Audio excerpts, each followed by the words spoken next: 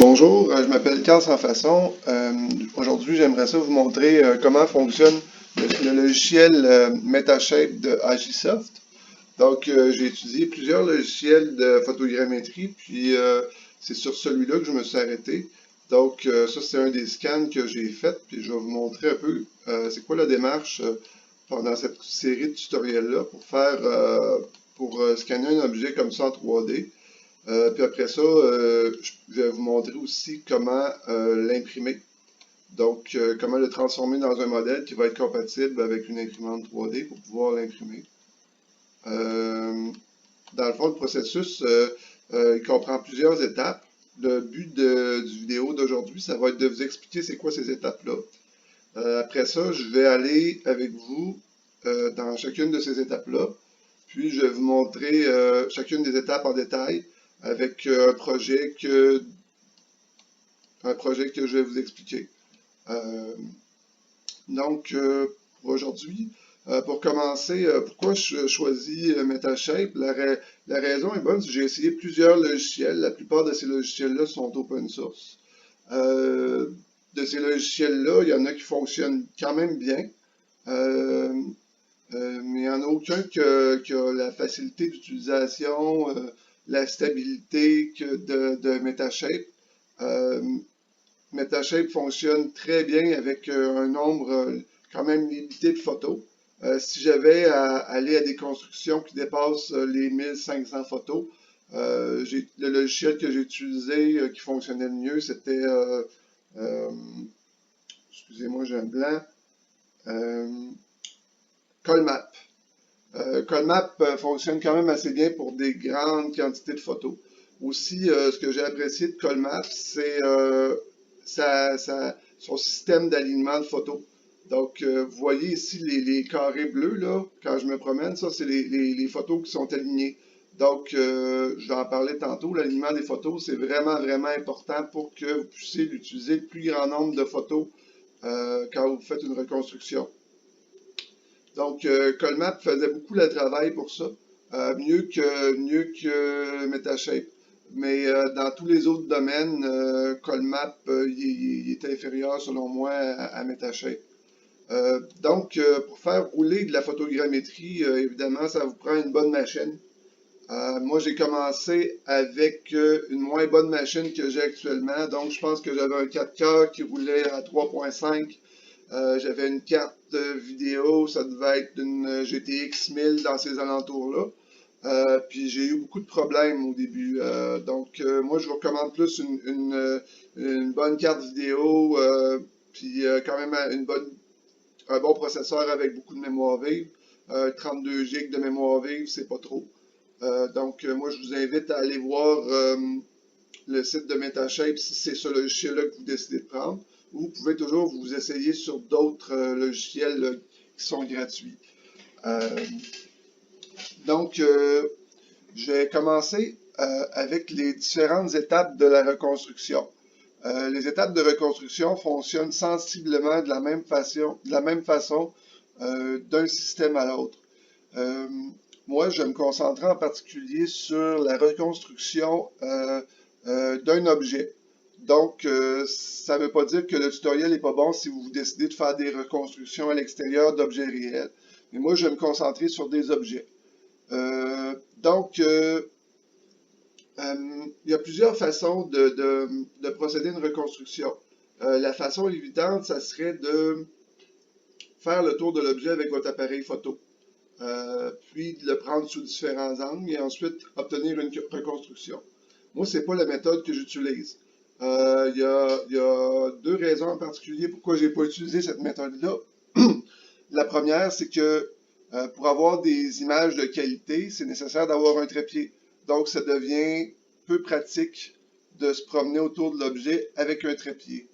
Euh, Puis la deuxième raison, je l'ai déjà nommée, c'est que ça vous prend des images de qualité. Donc, si vous utilisez votre appareil photo à main levée, vous avez beaucoup plus de chances d'obtenir des photos floues.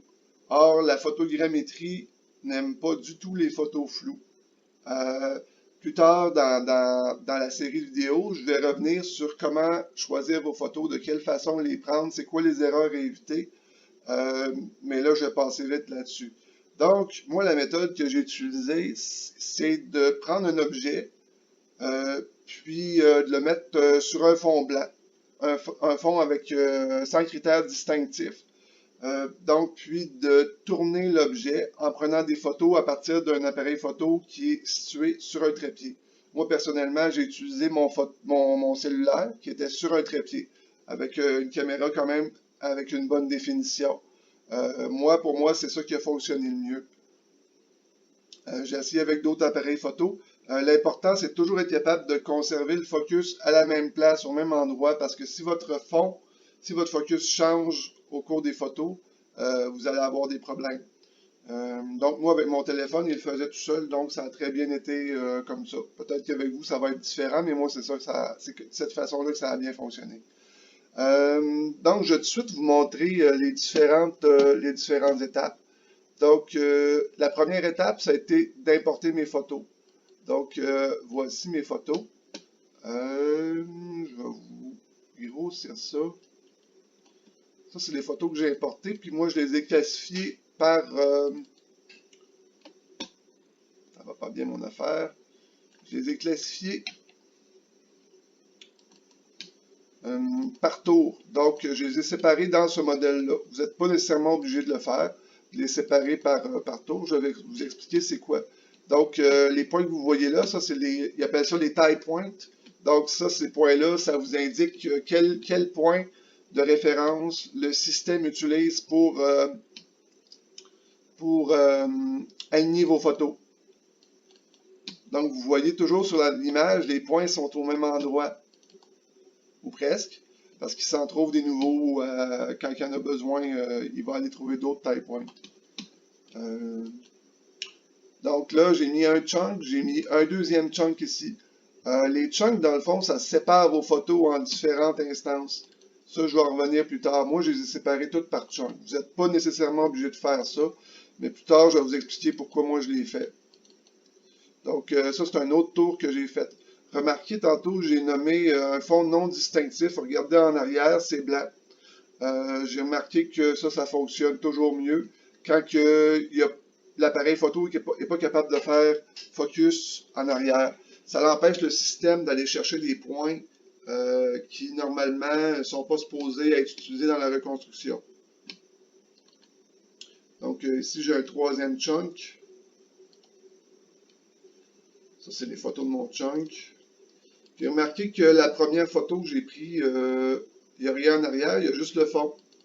Donc, ça, c'était une ancienne technique. Maintenant, avec la dernière fonctionnalité qui a été faite sur MetaShape, vous n'avez plus nécessairement besoin de faire cette photo-là. Vous remarquerez que j'ai pris des photos sur différents angles. Ça, c'est pour être sûr d'avoir mon image au complet. Je vais vous montrer le résultat que ça a donné dans chaque chunk. Si je vais voir un de mes résultats finis, vous regardez, il y a des trous dans la reconstruction. Si je vais voir l'autre ici, c'est un peu mieux, mais regardez en bas, il y a des trous. Puis encore là ici, il y a des trous. Ça, c'est encore moins bon. Probablement que j'avais moins de lumière à ce moment-là, ça allait être encore moins bien. Non, remarquez, celle-là était prise de dessus. Donc, le but, c'était de prendre le chapeau aussi. Là. Le reste était moins important. Puis ça, c'est le résultat fini. Quand j'additionne toutes mes chunks, j'obtiens ce résultat-là, qui est beaucoup, beaucoup, beaucoup mieux. Qui est presque complet. En fait, il a très bien imprimé. Le résultat fini est quand même assez bien. Donc, la première étape, c'est d'importer vos photos. Puis, si vous voulez vous les séparer en chunks, vous n'avez pas nécessairement besoin de le faire au début, ça vient après dans le processus. Donc, ensuite de ça, vous alignez vos photos. Les photos, c'est les petits carrés bleus que vous voyez. Donc, pour cet objet-là, vous voyez l'ensemble des photos alignées. Ça, c'est une fonction qu'on va voir plus tard. Donc, quand vous alignez vos photos, ça permet au système d'aller voir chaque photo et dans quel angle.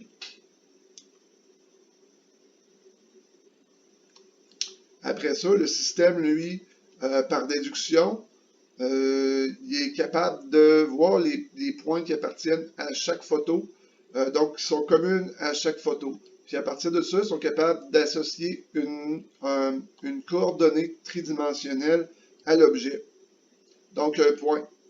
Donc, il y a deux types de nuages de points qui sont utilisés en impression 3D, excusez, en photométrie. Donc, il y a les points qui sont, excusez-moi, là, ça ne montre pas ce que je veux que ça montre. Oui, les voici. Bon. Ça, c'est les points qui sont utilisés pour identifier la position des premières caméras. Ils appellent ça un nuage ténu, ou le nom, c'est, ici, il n'y a pas vraiment de nom, Sparse Cloud, ou nuage ténu, Sparse Cloud. Donc, chacun de ces points-là ont permis l'identification de l'emplacement des caméras. Vous allez voir, la partie la plus difficile d'une conversion, c'est souvent l'alignement des caméras. Donc, si cette partie-là ne fonctionne pas, le reste ne fonctionnera pas. Comme là, vous pouvez voir ici, j'en ai une qui n'a pas rapport. Elle, normalement, j'aurais dû venir la supprimer, celle-là ici. Là. Elle n'a pas rapport, elle n'est pas du tout n'est pas logique trop. Donc, ça, c'est la première étape. Une fois que vous avez fait votre Sparse Cloud, que vous avez aligné vos photos, maintenant, il faut que vous créez un nuage plus dense pour pouvoir faire une reconstruction qui va nous permettre plus tard d'obtenir un modèle en 3D. Parce que juste avec ces images-là, juste avec ces points-là, ça ne donne pas grand-chose. Fait qu'une fois que le système a trouvé l'emplacement des différentes caméras, il est en mesure d'aller chercher plus de points que ça. Puis ça, on appelle ça le dense cloud, ou nuage compact, si je traduis littéralement. Donc, ça, c'est un dense cloud. Donc, il est allé chercher beaucoup plus de points. Puis vous remarquez ici, là, autour, là, tous ces points-là là, qui n'ont pas rapport, ça, c'est ce qu'on appelle des artefacts. Ça, c'est des points que le système croit qu'ils sont vrais, mais en fait, ils ne sont pas vrais. Lui, il l'a juste interprété avec son algorithme comme étant présent. Donc, moi, j'ai des façons qui utilisent vraiment MetaShape pour aller éliminer ça pour le produit final. Donc, ça, c'est des choses que vous ne verrez pas nécessairement. Ou après, on va pouvoir utiliser d'autres logiciels pour nous débarrasser de ce qui va rester de ces artefacts-là. Donc, ça, c'est une étape quand même assez simple, mais qui peut prendre du temps. Je rappelle toujours que ça prend du temps. C'est pas un processus instantané. Donc, si vous voulez commencer à faire de la photométrie, je vous recommande toujours de mettre vos paramètres à des paramètres plus rapides. Là, on va voir ça plus tard. Après, donc, moi, ce que j'ai fait, c'est que j'ai fusionné mes chunks, parce que là, j'avais des chunks distincts, donc des nuages de points distincts. Je les ai alignés, les uns par rapport aux autres. Ça, dans le fond, ça permet de trouver des correspondances entre les nuages de points denses. Lui, ce qu'il va faire, c'est qu'il va analyser les nuages de points, puis il va analyser les correspondances entre ces différents nuages de points-là, puis en fonction de ça, il va aligner les nuages de points les uns avec les autres pour pouvoir les superposer ensuite, pour pouvoir avoir un produit fini qui va comprendre l'ensemble de mes photos et l'ensemble de mes nuages de points, et qui va me permettre d'avoir une reconstruction plus complète sous différents angles. Au début, ça peut paraître complexe, mais si on procède étape par étape, ça se fait quand même assez bien. Finalement, la dernière étape dans notre cas, si on veut faire un objet imprimé en 3D, c'est pas la dernière étape que nous permet MetaShape, c'est la production d'un modèle en 3D. Donc, vous voyez que c'est beaucoup plus propre. C'est beaucoup plus propre que le nuage de points, malgré qu'il y a des petits défauts dans la reconstruction. Mais ça, c'est pas critique. Ça, c'est des choses qui peuvent s'arranger. Puis, je vais vous montrer à la fin du tutoriel, je vais vous montrer des logiciels qui vous permettent d'aller corriger ça. Ou si vous voyez qu'il y a un peu comment dire, les points ne sont pas tout à fait alignés correctement, il y a comme des boursouflures. Ça aussi, on peut aller arranger ça un peu avec d'autres logiciels là, de traitement. L'étape que je disais ensuite, que je ne vous ai pas parlé, ça consiste à qu'on ne couvrira pas ici, parce qu'on n'en a pas besoin pour l'impression 3D. Ça consiste à aller créer des textures. Euh, donc, un objet texturé, il y a moins besoin d'avoir il y a besoin d'être moins complexe pour qu'on puisse voir les différentes couleurs de l'objet. Donc, ça crée un ensemble de faces, puis ça nous permet de simplifier l'objet. Donc, si on veut l'utiliser, par exemple, dans un jeu vidéo, ben, on n'aura pas un objet qui va venir monopoliser les ressources de la carte vidéo. Euh, donc, c'est assez pratique à ce niveau-là.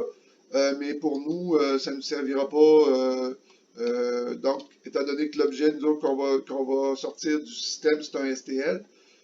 Puis le STL, lui, c'est un ensemble de faces, dans le fond. Donc, les faces n'auront pas de couleur. C'est à vous de rajouter les couleurs après. Ben, vous pourriez sortir un STL avec des couleurs, mais celui-ci serait quand même assez complexe. Donc, les textures, ça sert à réduire la complexité de l'objet. Sur ce, ça c'est le premier vidéo. Le prochain vidéo, je vais vous montrer comment faire l'acquisition des photos correctement, puis comment les aligner correctement. Donc, je vais passer à travers un exemple qui contient des essais que j'ai faits qui ont fonctionné, avec d'autres essais qui ont fonctionné moins bien, puis je vais faire une analyse de pourquoi ça a fonctionné, certaines photos, puis pourquoi les autres ont tout simplement échoué. Ça, c'était la première vidéo. Je vous incite à revenir pour écouter les suivantes. Merci.